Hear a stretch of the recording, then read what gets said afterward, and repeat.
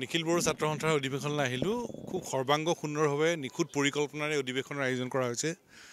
ছাত্ৰ ছাত্ৰীসকলৰ শৈক্ষিক বিষয়, কলা, সংস্কৃতি, ক্ৰীড়া, বিজ্ঞান সকলো কথা ইয়াত জড়িত কৰি দিছে।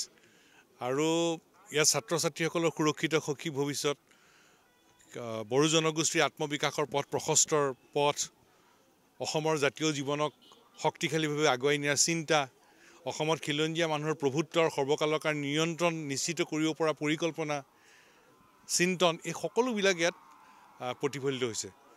আৰু নিখিল বড়ো ছাত্ৰ সন্থাৰ এই অধিৱেশনৰ বাবে আমি সদৌ অসম ছাত্ৰ সন্থাই নিখিল বড়ো ছাত্ৰ সন্থালৈ আন্তৰিক শুভেচ্ছা জ্ঞাপন কৰিছোঁ।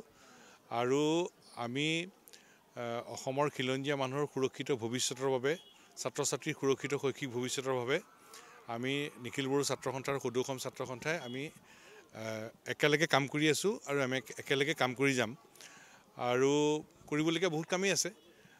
বিশেষকৈ শৈক্ষিক দিশত আমি মাতৃভাষা মাধ্যমৰ শিক্ষা অনুষ্ঠানৰ জয়যাত্ৰা, চৰকাৰী খণ্ডৰ শিক্ষা অনুষ্ঠানৰ জয়যাত্ৰা অব্যাহত ৰাখিবৰ কাৰণে আমাৰ যৌথ প্ৰচেষ্টা আমি অব্যাহত ৰাখিম। আৰু এই বিষয়ত সদৌ অসম ছাত্ৰ সন্থা, নিখিল বড়ো ছাত্ৰ সন্থা, বড়ো সাহিত্য সভা, অসম সাহিত্য সভা আমি সকলোৱে একেলগে আগবাঢ়ি যাম। সকলো খিলঞ্জীয়া ভাষা সংস্কৃতিৰ লগত জড়িত সংগঠন আমি একেলগে আগবাঢ়ি যোৱাৰ আমাৰ পৰিকল্পনা আছে।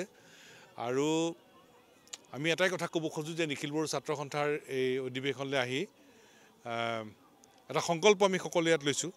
আৰু এই সংকল্পটো হ'ল যে আমি জিলিকিম, বড়ো জনগোষ্ঠী আৰু বিটিআৰক জিলিকাম, আপচুক জিলিকাম, অসমক জিলিকাম।